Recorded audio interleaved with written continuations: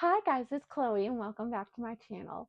But today I'm going to be talking about something that has been trending in the media, and as an ambulatory wheelchair user, I feel the need to talk about this. So, on that note, we're going to get started. So, for those of y'all that have been living under a rock and I have no idea what I'm talking about, but I'm going to try to link an article in the description. But basically, the five major airlines, so Delta, American Airlines, United, Southwest, and JetBlue, they all basically are pushing back and stating that they don't want to follow a law that President Biden enacted last year, which is basically that they have to be held accountable when your personal mobility device gets damaged in flight. And also, you know, mobility devices are like a cat. If it fits on the aircraft, it sits on the aircraft. Not literally like on top of the aircraft, but either in the closet or below the aircraft itself. And basically, if it doesn't fit, then they have to rebook you on another flight that has either a bigger airplane or has more room below to put your wheelchair. And they have to do this at no additional cost.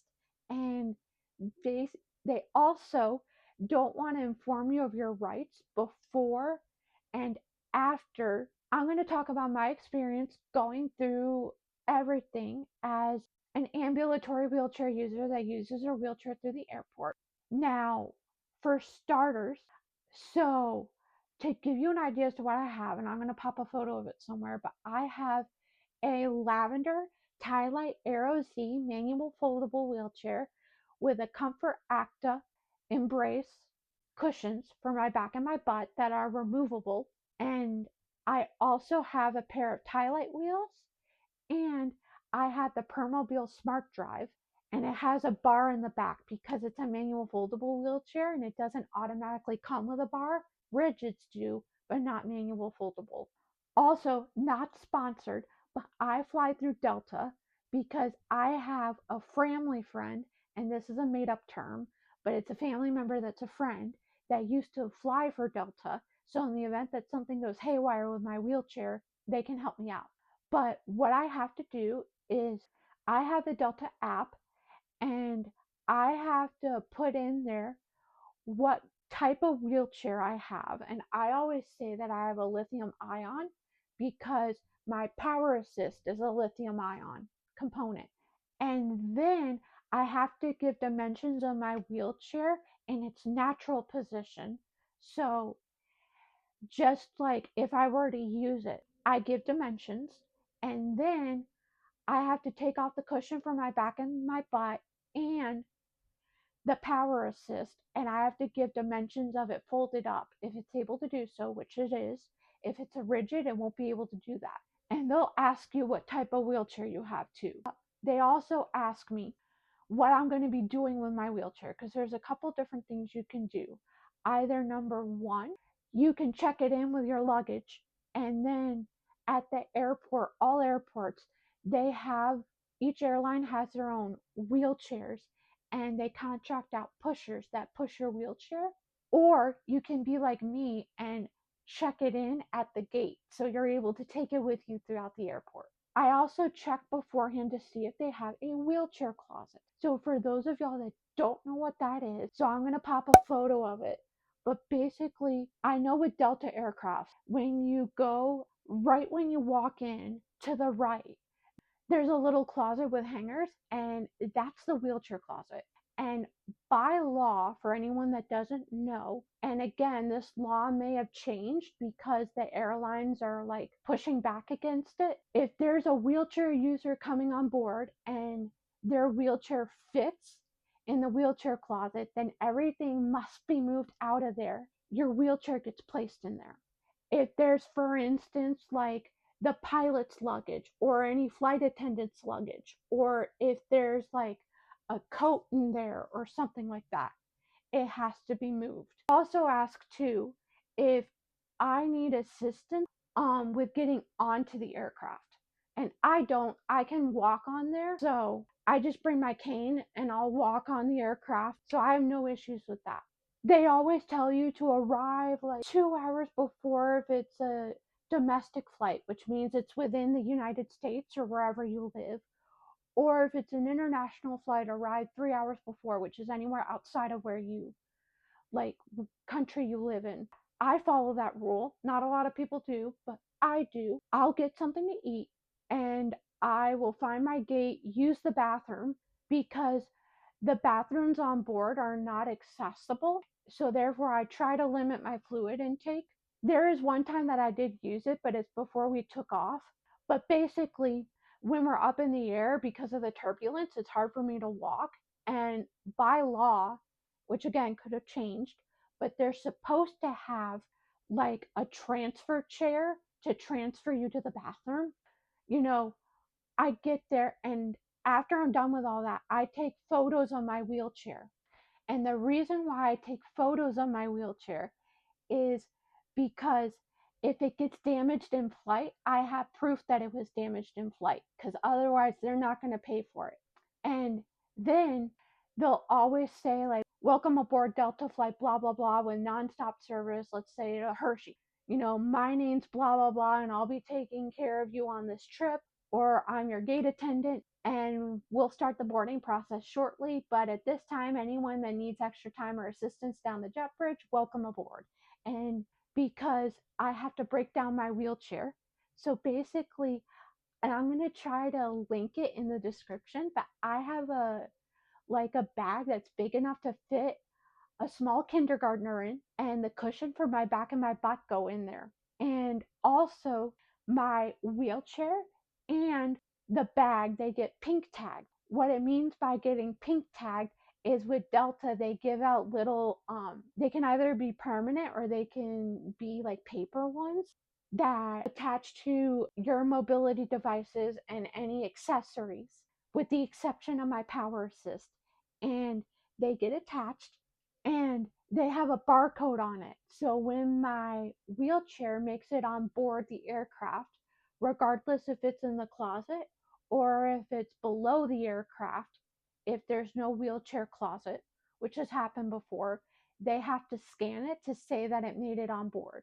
If your wheelchair does not fit in either of those places, and this is one of the laws that they want to change, but by law, these laws are in holding now, but if it doesn't fit, they have to rebook you on another flight at no charge. And it may mean getting a bigger aircraft. You know, I have to go and I teach them how to break down everything. And I show them everything that they need to do. And sometimes I'll have them do it and I'll tell them what to do. That way they get the knowledge and they know what to do.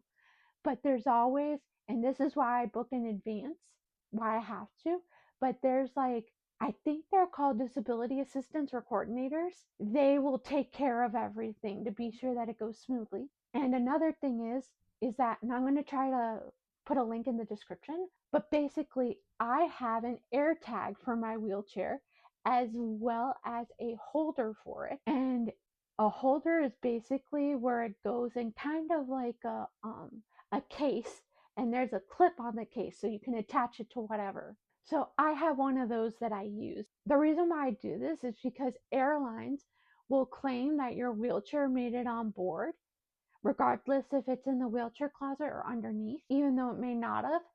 And the AirTag is proof that it didn't make it on board. And I always get right next to where they load and unload the luggage, especially if the airline does not have a wheelchair closet. That way I can see my mobility devices going in and out of the aircraft or the bag that I have. Because if not, then I can immediately alert a flight attendant and let them know that it needs to be taken care of ASAP. And with the power assist, so a lot of airlines either A, don't know what to do with the power assist, or B, get scared with the assist because it's a lithium ion battery. And when the lithium ion battery is turned on, it could explode. So I have, and I'm going to link this in the description too, but I have a certificate.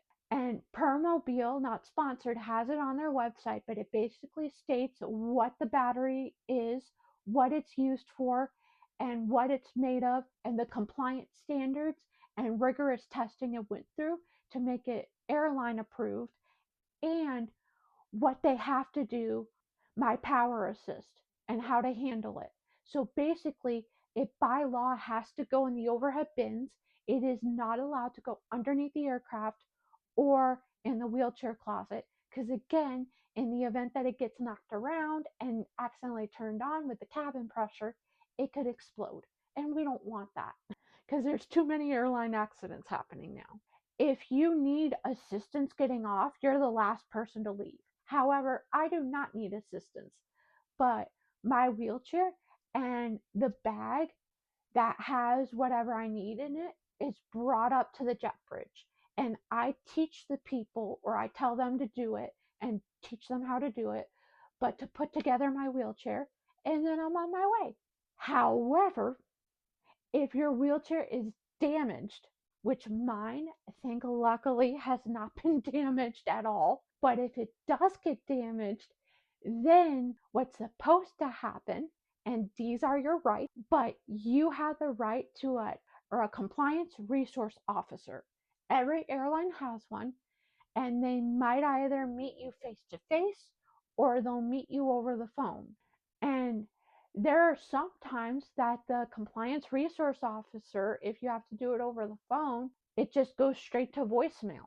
You talk to them, and what's supposed to happen is if your wheelchair, if it's damaged and unusable, then they have to give you a loaner wheelchair, which is just a standard regular like wheelchair, which I'll try to pop a photo of, but those are very unsafe for certain disabled individuals. So like there are some individuals that need a headrest, and if they don't have it, their head could be back like this and they'd be looking up at the ceiling all day, which is not something you want. And these don't have that.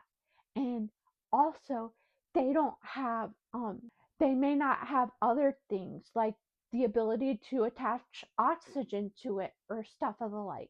And that's caused people to die. But basically, short and short, the airline has to fix your wheelchair and pay for it.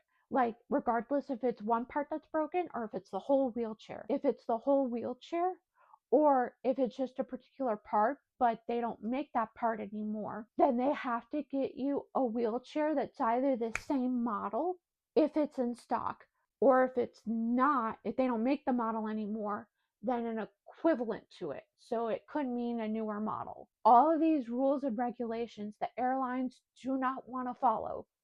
And that's hurting disabled individuals. Doing this can put disabled people out of jobs.